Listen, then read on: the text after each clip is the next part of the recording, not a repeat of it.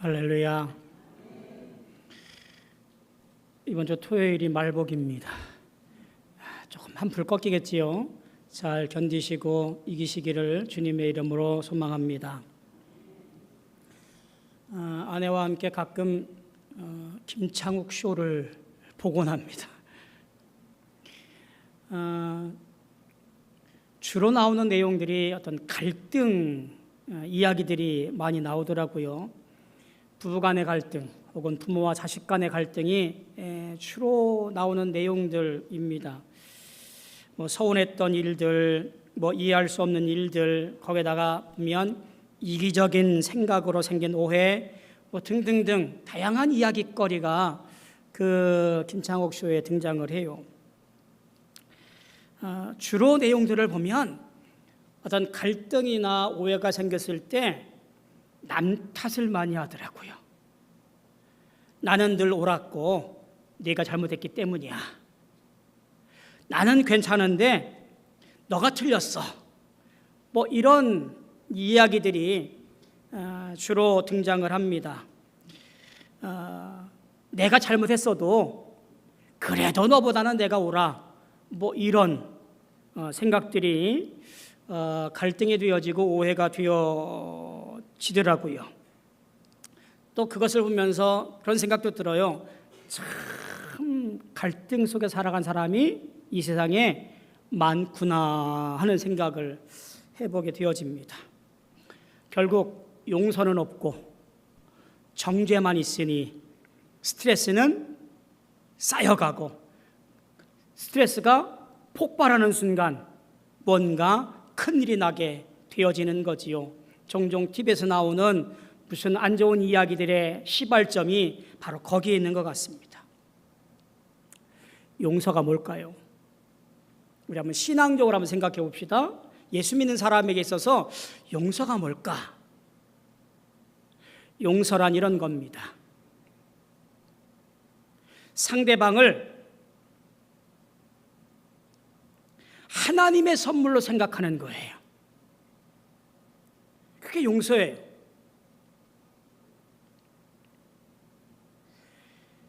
상대방이 하나님의 형상으로 지어진 나와 동등하게 가치 있는 사람이라고 하는 것을 인정하는 거예요.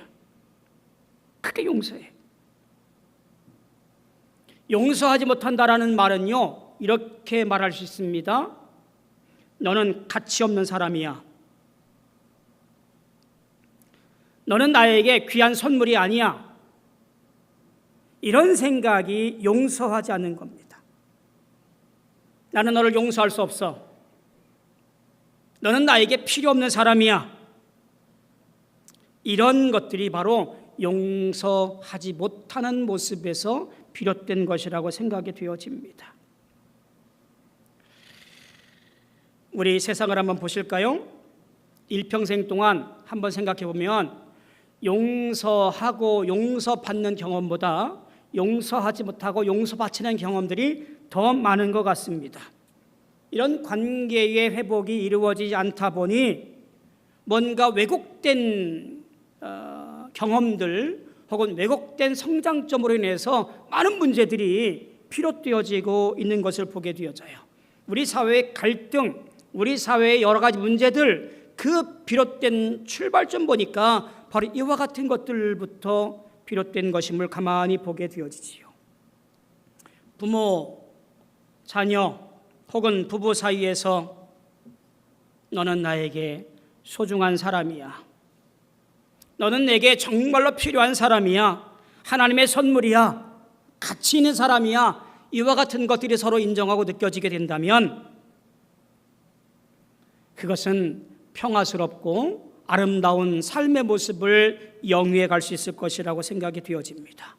결국 용서하는 과정은 그 사람을 인정하고 소중한 사람으로 깨달아 알며 꼭 내게도 필요한 인물, 바로 그것을 따라서 살아가는 것이 우리의 모습이라고 생각이 되어집니다.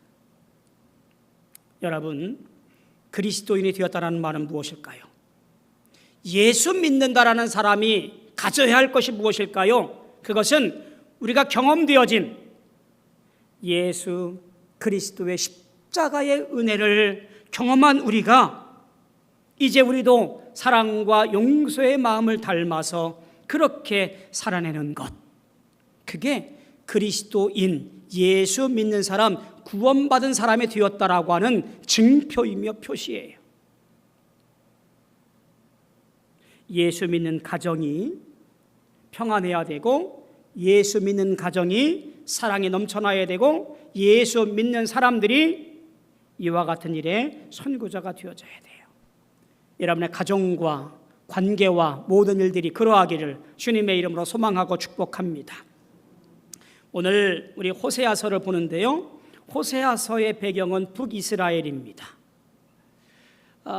호세아 선지자가 부름받은 것은요, 이제 북이스라엘의 여로보암 2세 말기 때 부름을 받아요.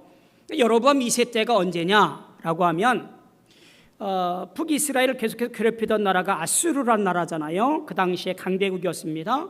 아수르가 이 북이스라엘을 계속해서 괴롭혀요. 침략하고 빼앗아가고.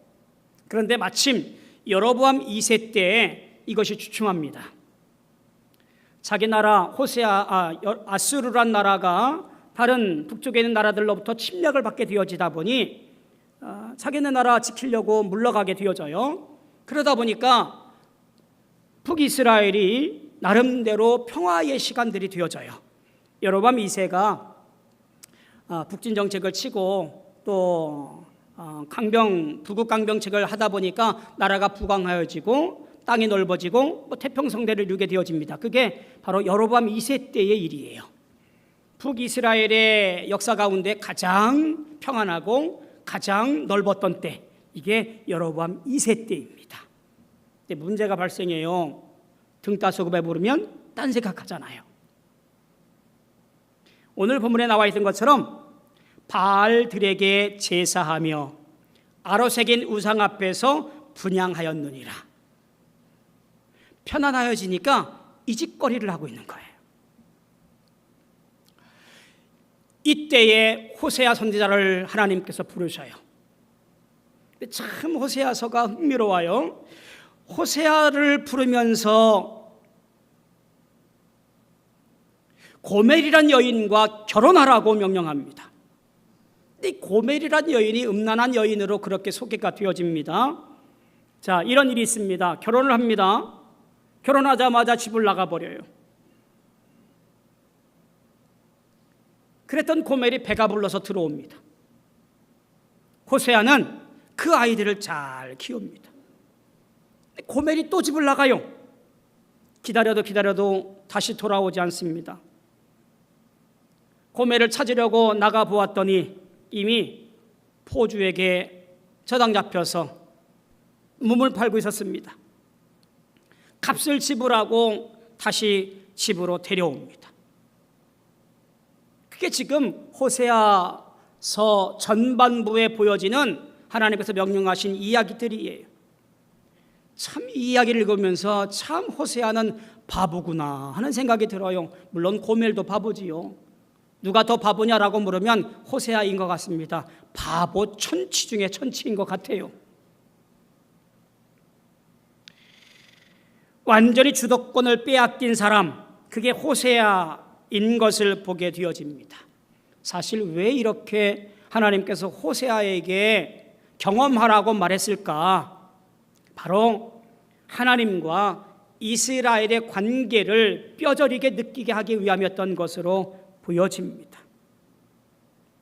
오늘 말씀 8절과 9절 보니까 이렇게 설명을 합니다. 그들은 에브라임이여 내가 어찌 너를 놓겠느냐, 이스라엘이여 내가 어찌 너를 버리겠느냐, 내가 어찌 너를 아드마같이 놓겠느냐, 어찌 너를 스보임같이 두겠느냐. 내 마음이 내 속에 돌이키어 나의 국률이 온전히 불붙어 타도다. 내가 나의 백렬한 진노를 타내지 아니하며 내가 다시는 에브라임을 멸하지 아니하리니 이는 내가 하나님의 사람이요 하나님이요 사람이 아님이라. 내 가운데 있는 거룩한 이니 진노함으로 내게 임하지 아니하리라. 그들의 죄가 크고 그들의 잘못이 어마어마합니다.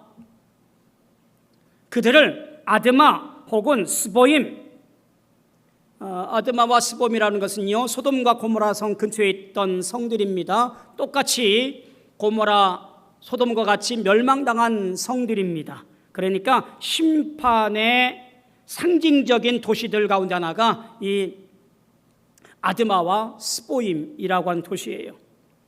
너희가 죄를 짓고 너희가 잘못했어도 어떻게 아드마와 같이 스보임같이 내어버릴 수 있겠느냐? 그렇게 하는 것이 내 마음에 불붙듯 일어나는구나 라고 하나님께서 말씀하고 있는 거예요. 아니, 잘못하고 하나님을 저버린 이 백성들 뭐가 이쁘다고 그렇게 용서하시려고 하시나? 모든 주권을 가지신 하나님께서 그들을 엄히 꾸짖고 징계하시고 소돔같이 고모라같이 혹은 아드마같이 스보임같이 명명백백하게 그들을 징벌하셔서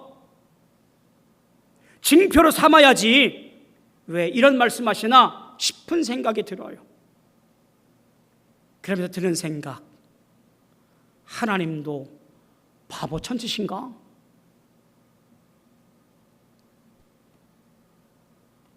그런데 사실 하나님이 그럴 수밖에 없는 것은 하나님은 사랑이시기 때문에 그래요.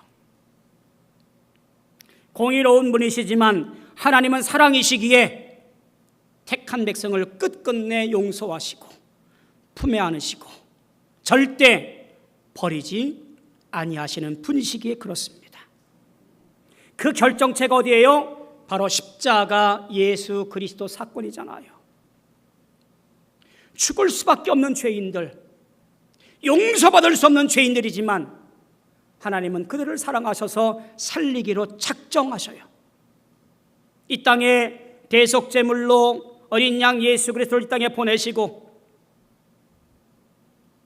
조롱당하며 사람들에게 이끌려서 창에 찔려 결국 십자가에 죽음을 당하는 일을 겪게 되어집니다. 왜 그럴까요? 왜 그럴까요? 하나님의 사랑의 속성 때문입니다. 먼 얘기니까 우리 가까운 이야기를 한번 할까요? 어느 날 청년 한 사람이 집을 나갔습니다. 부모가 간섭하는 것도 귀찮고요, 내 멋대로 한번 살아보겠다라고 해서 집을 나가버렸습니다. 가출한 겁니다. 몇 해 동안 연락 없이 지내다가 이 청년이 실패, 외로움, 배신 이런 것들을 경험하고 나서 집이 그리워졌습니다. 문득 엄마가 보고 싶고 엄마가 끓여주던 된장찌개, 김치찌개가 먹고 싶고 고향이 보고 싶고, 그런데 염치가 없는 거잖아요. 지멋대로 집을 나가서 살아보겠다라고 떵떵거렸는데 실패하고 좌절하고 내세울 것 없는 이때 집에 돌아오겠다? 용서받지 못할 것을 뻔했기에 주춤했습니다. 그래서 편지를 썼어요. 어머니에게. 어머니, 너무너무 어머니 얼굴이 그립습니다. 고향이 그립고 가족들이 보고 싶습니다. 그런데 용기가 안 납니다.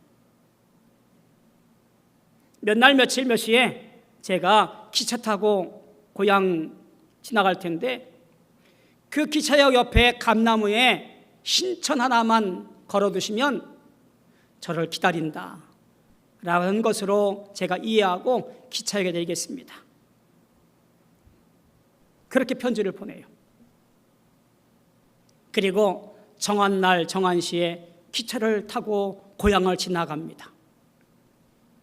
이 청년은 눈물을 펑펑 흘리면서 그 기차역에 내렸다고 그래요. 지나가다가 멀찍이서 보니 기차역 옆에 감나무에 흰 천 하나가 아니라 그 감나무를 온통 뒤집어 씌운 흰 천들이 덮여 있었던 거예요. 멀리서 발견한 그 모습 보고 이 청년은 엉엉 울면서 기차역에 내려서 부모를 맞이했다고 합니다. 그 어머니는 단 한순간도 아들을 포기한 적이 없고요, 매일 순간순간 아들을 기다리면서 지냈다고 하는 거지요. 모든 것을 용서하고 모든 것을 사랑하며 그를 맞이했던 것이지요. 여러분, 하나님의 모습이, 하나님의 사랑이 바로 그런 거예요. 우리를 용서하시기에, 우리를 사랑하시기에 우리를 안아주시고, 너는 소중한 사람이야, 너는 이 땅에 가장 가치 있는 사람이야, 너는 정말 필요한 사람이야, 이렇게 두 팔 벌려 용서하시고 우리의 자격을 회복하시고 안아주고 계신 분이 누구냐?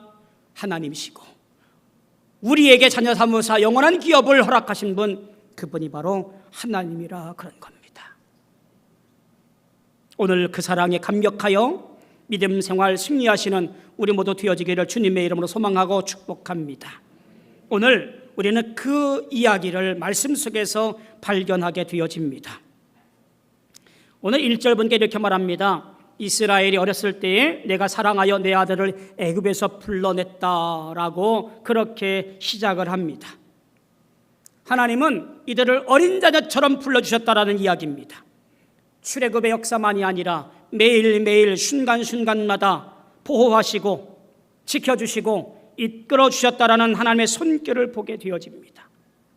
3절도 보면 내가 에브라임에게 걸음을 가르치고 내 팔로 알았음에도 내가 그들을 고치는 줄을 그들은 알지 못하였도다. 4절도 보니까 내가 사람의 줄 곧 사랑의 줄로 그들을 이끌었고 그들에게 대하여 그 목에서 멍에를 벗기는 자같이 되었으며 그들 앞에 먹을 것을 두었노라. 어릴 적 자녀를 붙잡고 걸어보신 적 있으시지요?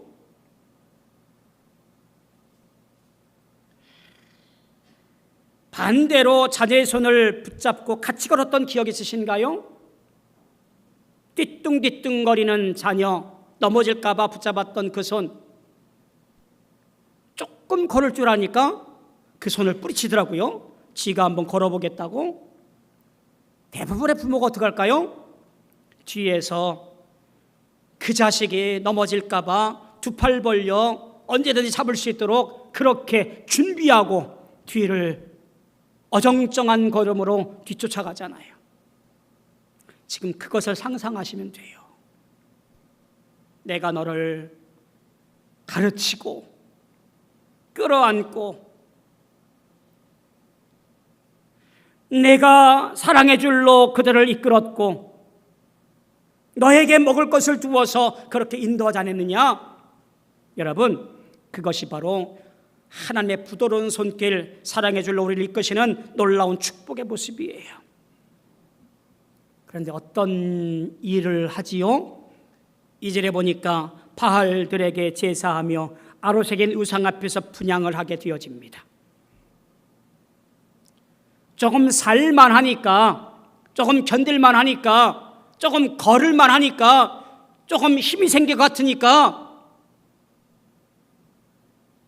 눈에 보이지 않는 하나님보다 눈에 보이는 그 우상덩어리 바알 앞에 쫓아가서, 풍요의 신 앞에 쫓아가서 제사하고 우상 앞에서 향을 피워가면서 그렇게 분향하는 모습이 우리의 모습이라는 이야기지요. 배신의 아이콘이라고 할까요? 인간의 알량한 모습이 여기 드러나게 되어집니다. 그런데 기억하셔야 돼요. 하나님의 사랑은 결코 포기하지 않으신다는 사실 말입니다. 하나님께서 택한 백성, 하나님께서 기억하시는 하나님의 사람들, 포기하지 아니하시고 오히려 그들을 아파하며 회복의 길을 먼저 생각하시는 분, 그분이 누구냐? 하나님이다, 그런 거예요.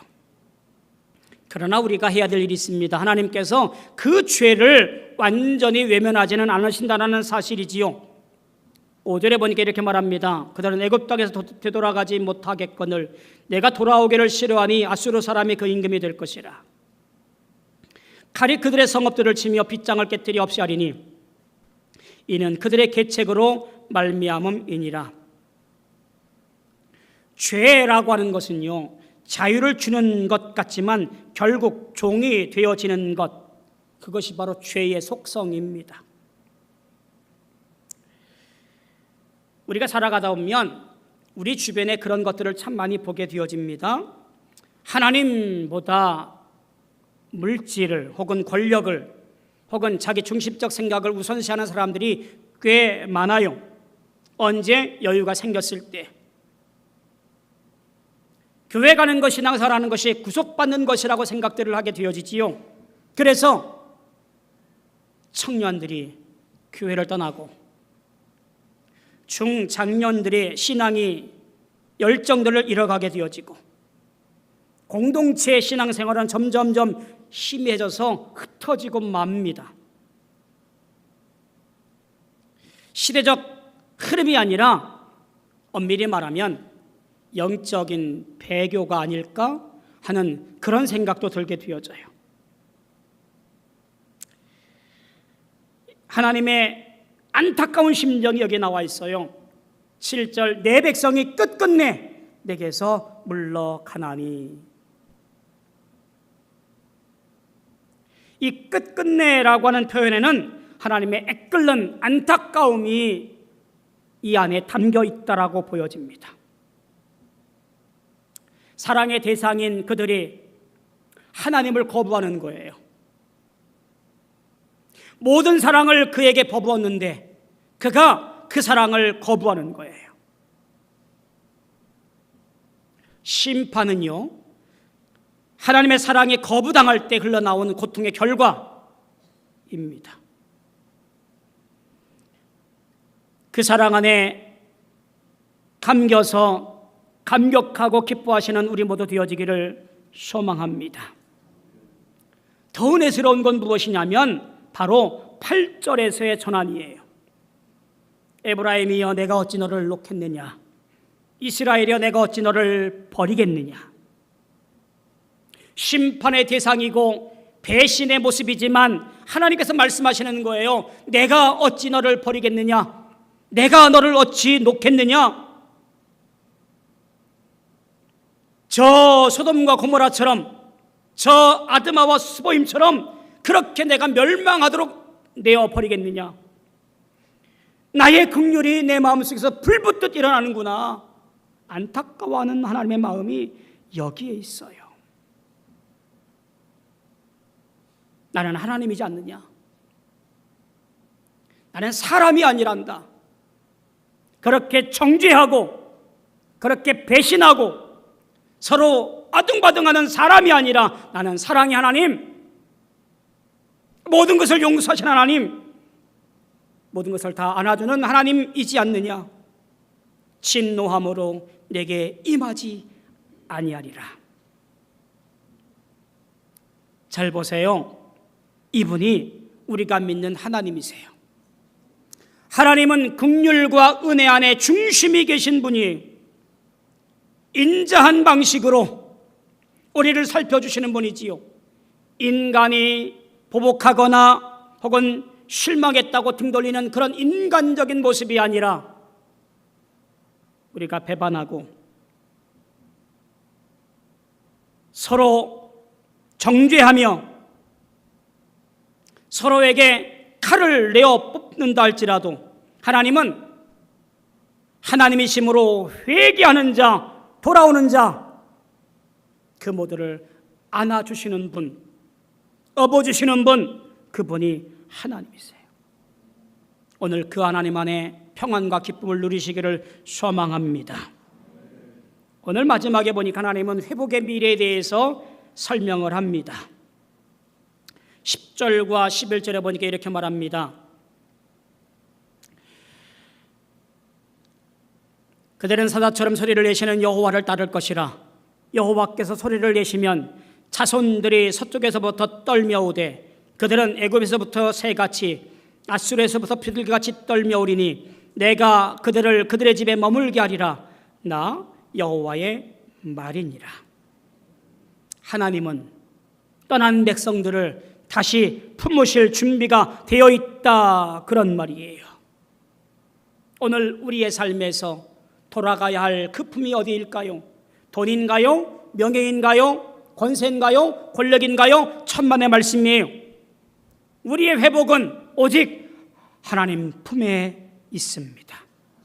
우리가 안겨야 할 것은, 우리가 오늘도 내 삶에서 으뜸이 되어야 될 것은 하나님 한 분뿐인 줄로 믿습니다. 그 품에 안길 때에 우리는 평안하며, 그 품에 안길 때에 우리는 영원하며, 그 품에 안길 때에 우리의 모든 것들이 새롭게 펼쳐질 줄로 믿습니다. 사랑하는 성도 여러분, 하나님 오늘을 이렇게 말씀하시는 것 같아요. 내가 너를 안아주리라. 돌이키기만 해라. 나는 너를 정죄하기 위해서 기다리는 것이 아니라 안아주기 위해서, 용서하기 위해서 기다리고 있단다. 여러분의 마음이 하나님께서 멀어진 것은 아닐까요? 기도가 막히고 말씀이 부담스럽고 예배당 가서 예배드리는 것이 짐처럼 느껴질 때, 그럴 때일수록 이 말씀을 기억하십시오. 하나님은 너를 품에 안기 원하신단다. 하나님은 너를 용서하여 모든 것을 다 이해한단다. 내 마음이 내 속에서 돌이키어 나의 긍휼이 온전히 불붙듯 하도다. 8절 말씀을 기억하십시오. 하나님은 사랑의 줄로 우리를 이끌어 주십니다. 다시 품으로 돌아오십시오. 그리고 그 품에서 회복된 우리 모두가 세상을 향하여 긍휼의 증인으로 살아내시는 놀라운 복된 인생들 되어지기를 주님의 이름으로 소망하고 축복합니다. 기도하겠습니다.